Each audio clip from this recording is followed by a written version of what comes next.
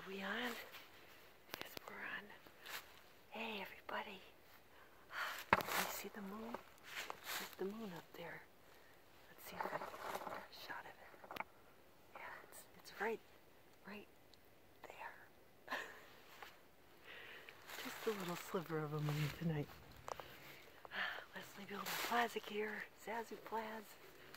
Early morning hours of Sunday, November 19th. Ooh, how's everybody doing? Thanksgiving week. Ooh, the readings are getting dark. It's dark out here. But, yeah, like 5-ish in the morning. And it's still dark out. So I ventured out here, freezing my drumsticks and giblets off. Thanksgiving week. Freezing my stuffing off. Everybody's getting ready for Thanksgiving. So, oh, isn't this pretty? Look at this little Thanksgiving. There's some little berries over there. I'm in my backyard. No, not my backyard. I'm in the schoolyard. Behind a nice little Christmas tree over here. Kind of sheltered. I just couldn't talk in my backyard. It's just people looking out the windows with my light on, you know. So I came out here, and I've been so busy. I went out Friday night. My good friend, since we were like 3-4 years old, she took me out for Mexican food. I had a good time. Haven't been out in ages. So it was kind of nice because my birthday's on Dia de los Muertos. You know, it's the kind of place where you walk in. It's an old house in South Glastonbury. It's in the middle of Connecticut. They turned this old house into like a, you know, cool Mexican themed restaurant. And it's I guess the owners, you know, they had visited the eastern coast of Mexico, and it's like the surfing town, and it's sort of, you know, they have the sugar skull on there, and it's like perfect place to celebrate my birthday. So I did that, and now I'm going to a New Age fair today. They have one in the fall. They have like fall and spring. I don't know. They have like 4 of them. But you know, you go and they sell crystals, and like you can do Christmas shopping, and they have, you know, massages and energy work and stuff and munchies. And it's in this brand new place that I haven't been to yet nearby. So I wanted to, you know, come out and get this done, and then so I can go in and, you know, enjoy the rest of my birthday weekend. So it's 2 weeks since my birthday, but that's okay.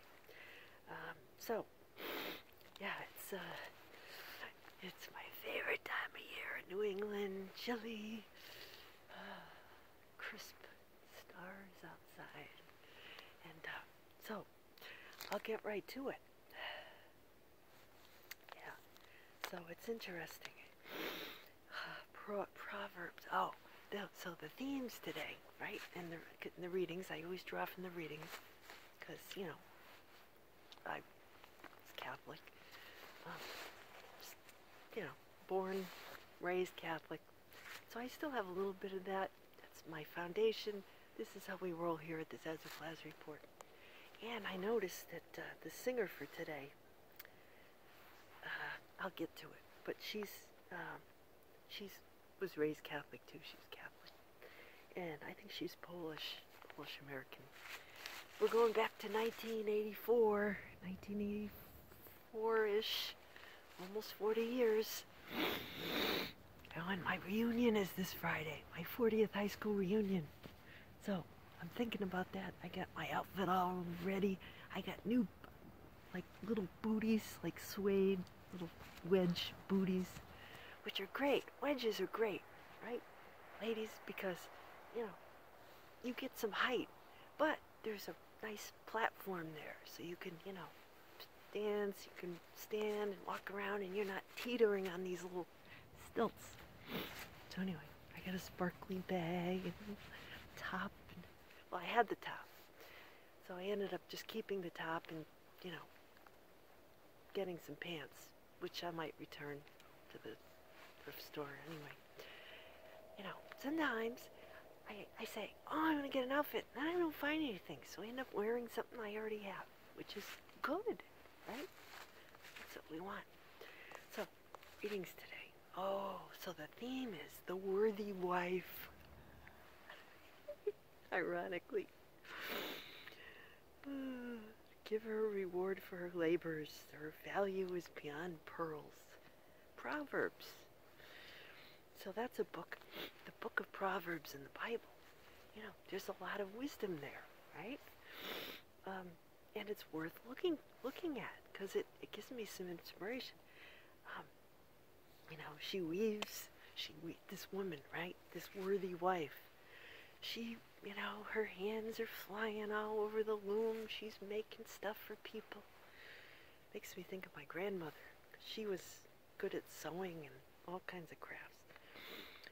She gives to the poor, you know. Her hands are always busy. That was my grandmother. My granny, my dad's mother. She lived to 102. You know, I'd be with her. You know, she had 4 kids, 9 grandkids. Sure, she was always busy. Her hands never stopped moving. She, you know, she'd come over for Christmas. She'd always have you know, she had this outfit. It was always the red blouse with the bow, and then she had like this tweed jacket and skirt set. She alternated that with something, you know, another one. But her hands would always be looking for pockets to go, you know. There was always some kid who needed their jacket zipped, or cookies who needed to be, you know, baked for somebody, one of the cousins. And my cousin became a baker, so she's the one who she made cookies for. And, you know, there was always something to do. So she was not an idle, I-D-L-E person, you know. She kept busy every minute of her life. That's why she lived to 102. She was always doing crossword puzzles. She kept her mind sharp. Crossword puzzles. Reading, you know, watching things. She never stopped. I think I heard something over there. Oh well. Coyote or something. Yeah, so I think of her, you know, fear of the Lord. She went to church all the time. But, you know, like in the Psalms, wife is the old fruitful vine, and your children olive plants. I used to hear this song as a kid. You know, I had this image of like plants, you know, kids sprouting, you know, leaves, and, you know, when you think about it, this is the harvest time in the year, right? Harvest. You know, the time that the pilgrims celebrated a meal with the Native Americans that they found, and everybody, you know, everybody was, you know, working together to get ready for the winter, right? These are the themes that we have at this time of year. It's getting dark, right? So, you know, they've just arrived in the new world, and they have to work together, right? They don't have time to complain and attack each other and go after, oh, this generation versus that. No, they have to survive, right? They have to, you know, how many times I'd go for Thanksgiving at my uncle's house, you know? Everybody would bring a dish, right? And somebody would make the turkey and host the event. Somebody else would bring the potatoes, you know, sweet potatoes and the stuffing. You know, my mom and my aunt would, you know, on my mother's side, we'd get together. My uncle had the biggest house. So he had everybody set up the tables in his big rec room, you know, the big TV, and the guys would be sitting around having beers and watching the football. And the women would be, you know, setting up the tables and everything, you know, the worthy wives, right? And, you know, he had a beautiful house with windows, a rec room with like big windows all around. He built it off the back of his house. And he was proud. He had a little bar there, and he used to have people, you know, you'd come in and he'd say, what can I get everybody to drink, you know? And he'd pour, and I'd look up at him, and, you know, that's my Uncle Mo. He was the host, right? And then my aunt usually made the turkey, and my mother and her, you know, my aunt, her sister, they'd, you know, they'd make most of the sides. They'd be like, oh, you made, this one made more than that one, and they'd be, whatever. There would always be all the women, but, they put the whole thing on. And then, we kids, you'd be sitting there at the kids' table with my aunt's weird Uncle Al, Ralph, no, not Al, not Weird Al, Uncle Ralph. Every year, I'd be at the table with, the assorted fruits and nuts. This is in my 20s. My cousin would somehow get to sit, she was my age, she'd get to sit with the grown-ups, and I'd be stuck at the table with my Aunt Bunny's weird cousin Ralph, and like her niece, Zoe, and her brother, and I don't know, an odd cousin or two. I'd be like, what? Why the hell do I always end up sitting out here and, and what's that? In Russia, what's that? Siberia. That's where I had to sit. I had to sit in Siberia. Everybody else is sitting at the big table. No, but the good thing was that the kids' table was near the buffet, so I could get up and get myself, something without having to wait, for the other people to come. Anyway. So anyway, there are advantages. And I have lots of kooky stories from that, Uncle Ralph. He had weird hats. He was a bachelor. There's always got to be an old bachelor cousin at Thanksgiving. At least one. My husband would invite his, every Thanksgiving. He's had a couple, bachelor cousins have been rattling around. They'd start sniffing around. Oh, you making Thanksgiving dinner? Like around the end of October. They start sniffing around to see if, could come. So, we have some interesting stories about that. He's got this one cousin, DZ. These are the guys who do the cornhole Memorial Day thing with no condiments every Memorial Day. These are the ones that come sniffing around our house. Come a few years ago. They'll probably come over this year. I'm going to go spend it with my dad. He usually goes and gets the Cracker Barrel. He gets for the two of us, and then the boys will come over and have pie later. So that's what I'm doing. But yeah, so this my husband's cousin. There was this one year. He came. He had like a big 6-pack of his energy drinks. I don't know. It was just like the clear fizzy beverages. I don't know. Like his vitamin water. That's what it was. Comes in with a sack of sweet potatoes, uncooked, and a sweet potato pie. Proceeds to cook his sweet potatoes in the. I guess he was on a diet. I don't know. He cooked them. He had to. I don't know. Somehow he came. I see him coming with a sack of sweet potato, and then he sat down with his sweet potato pie, and just ate it all himself. The whole thing. There's always got to be a weird, right? Slightly, offbeat person, or somebody who just, needs a place to go, and you just come on over. We can squeeze you in, and you set up a little table, and you stick them on the end, right? But I wasn't extra. I was actually part of the family, and I always ended up in Siberia. So I don't know. I'm 58 years old, and I'm still doing it. Anyway, somebody's gotta. So, what do we have? So we have the fruitful vine. We have all these harvest images. And then we have St. Paul to the Thessalonians. Stay alert and sober. The day of the Lord will come like a thief in the night. It's like the great pumpkin. Here I am out here in the night, like a woman in labor pains. I remember that. It's always the middle of the night, right? Both of my kids, one was, around 11 o'clock at night, both of them, the labor pains started. So yeah, I mean, there are those lucky women, I guess, who have babies during the day. But I was not one of that. I was a night baby. 3 a.m. 3:22 a.m. I was born. And, we are children of the light, not of the dark. So there's this theme. Children of the night. It's me.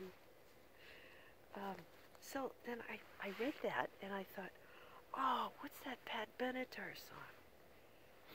We belong to the night. We belong to each other. We belong. And I used to think it said, we belong to, we both one another. We belong to the sound of the words. We both one another. But it's not that. It's, we belong to the sound of the words. We've both fallen under. So I don't know, what are those vows? So it's supposed to be like the guys who wrote it, okay, her husband, her producer, Neil Geraldo, I guess, is her husband, producer, but these guys who wrote it, Eric Lowen and Dan Navarro, they had a falling out, I guess, and one of them said, let's bury the hatchet and write this song, saying that they, basically they own all of their darkness and their good times and the bad times, right? So it's not just for married couples, it's everybody. It's, all of us are children of God, right? We're all in this together, right? So it's the worthy wife. It's all these themes about staying awake. Okay, it's perfect for Thanksgiving, right? How many people have fallen out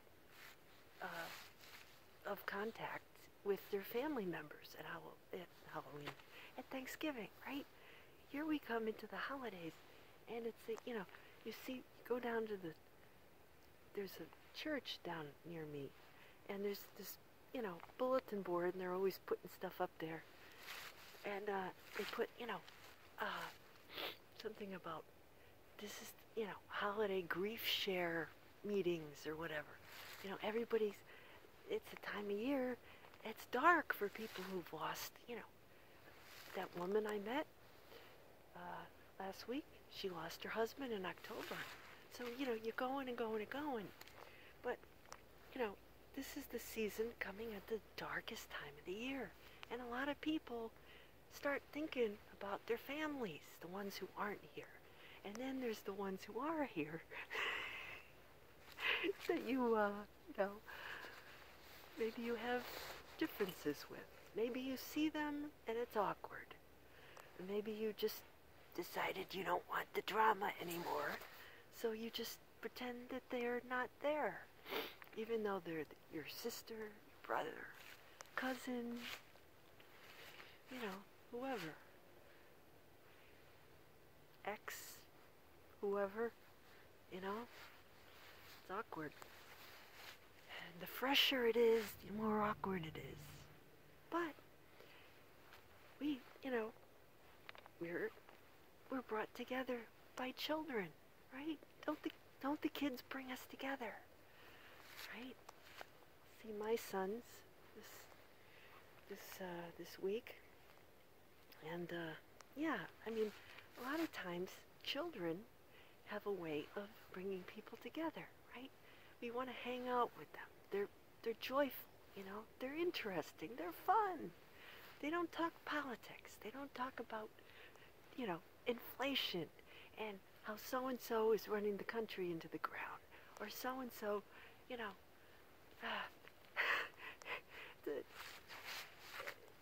about all the bad stuff going on in the world. I mean, you don't want to end up sitting next to those people at Thanksgiving. Avoid them like the plague. You're going to have indigestion. Don't do that to yourself. Sit with the kids. Right? Gen X. So anyway, just throw that out there. But yeah, Pat Benatar, she's awesome. She wrote the song, since I've digressed. She released it October 16th, 1984. I was in college. Fresh sophomore year. And her album, Tropico.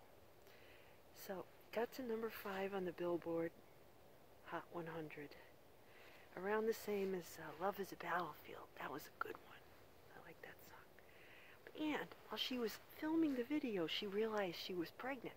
She had her daughter Haley in February of 85. So, if you look at the video, she's glowing. She's absolutely beautiful. So she's, you know, she was married. She's the worthy wife, right?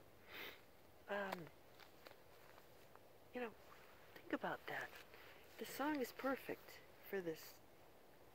So, and also, there's Matthew 25. We've been in Matthew for a while now. The parable of the talents. Now, I love this one. You know, because I feel like, you know, it's played out in my own life, right? So, my husband and I first moved into our house. We found a couple of cats. Well, first, when we got married, we had fish, right? And we kept the fish going for a while, and then we got some cats. And we kept the cats alive, and then we got the kids. And while we had the kids, we got the dog. So the dog was the last thing. We had to prove that we could keep kids alive before we got the dog, which is interesting. And now she's, you know, my poor dog, Dee Dee, in the book, BB. She's got, well, we fixed her little larpar, her throat. But she has this sort of nervous condition now, where, you know, she's kind of shaking and her skull is kind of sunken in. And the other night we thought we were going to lose her because she was, I just came down and there's something, like a fire truck over there, flashing lights. I thought, you know, something was really wrong because the other morning I was making my almond toast, my almond butter toast. And usually when she hears me open, anybody has, you know, black lab, you know, open the almond butter and she'd be right there, you know, trying to get some. I'd usually give her a little lick of it, you know. She loved that. But she didn't even raise her head off the couch. And, you know, my husband, Gray, I mean, had to pick her up and bring her in the house after she did her business. And that's not like her. You know, she's since perked up a little. But she has days, you know, when we almost thought we were going to lose her. But she's, you know, almost 14. So she's had a good run. But I'm just hoping she hangs in there a little bit longer. But nature will have its way, you know. But, yeah, so, but the talents parable is all about, you know, God get this master. You know, he was going away on a trip. So talents are like coins, right? Like it's a money thing. But you hear talents and you think, you know, God's given somebody, you know, abilities to write or sing. Somebody like Pat Benatar, right? Beauty and singing voice, musical talent, right? She's got at least 5 talents. I mean, she's, you know.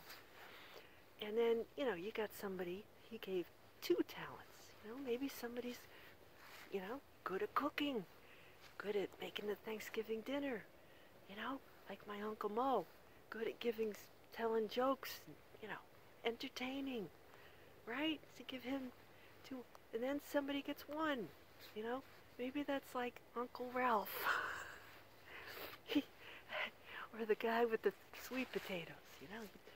He knows how to do the thing he knows how to do. But, you know, the one talent person is kind of like the guy, you know, the person at your Thanksgiving table who thinks that, it's terrible. Or the person on social media who you meet who says, oh, what a terrible world. You can't let your kids do anything. You gotta protect your kids. You gotta blah, blah, blah, blah, blah. It's awful. All right? That's the one talent person. That's the person who thinks, God, where is God? God's not, God is, everybody's out to get me, and I'm going to just hold on to my stuff and not let anybody have it. Okay, so the 5-talent person, that's Pat Benatar. She's out there sharing her gifts. She's got more, and then she gets more, right? The guy comes back from the trip. He says, the 5 thing, look it, you gave me 5, I made 5 more. Well done. My good servant, good job. I'll give you more responsibilities, right? The one with 2, good job. You fed the family, you did a good job. Here's some more blessings for you. The worthy wife and the worthy husband, I guess. And then you get the one person who says, he comes back and he says, yeah, well, I know you drive a hard bargain and it's a hard world and so I just buried my money in the backyard and I just didn't, I kept my kids to myself and didn't let them do anything. And he says, psst, yeah, so what did you do? What did you do with your, even that person has talent, has some skills, something to give to the world, right? But they think that the world is going to crap all over them. So they hold their gifts, their children, their light. They keep it buried, right? And that person is always going to find more darkness, right? Because they think the world is a dark place, and they're going to look for reasons to justify that, to say, look it, I'm right, right? Instead of going out and giving of what they have, right? To make the world a better place. And, so, anyway, that's where I'm coming this week. See how I did that? See how I'm freezing. So, I'm going to have to go back and have a little dinner before I head out on my adventures. So, yeah, next weekend I'll have to report on Thanksgiving and my reunion. Hopes there's a good turnout. And hope everybody has a good time. And I am thankful for you, my Zazoo Plazz community. And I wish you many blessings on this Thanksgiving. A good harvest. Everyone around your table in good spirits and thankful, and may there be warmth in your heart and in your home. And I will talk to you next week. All for now. Bye-bye. Take care.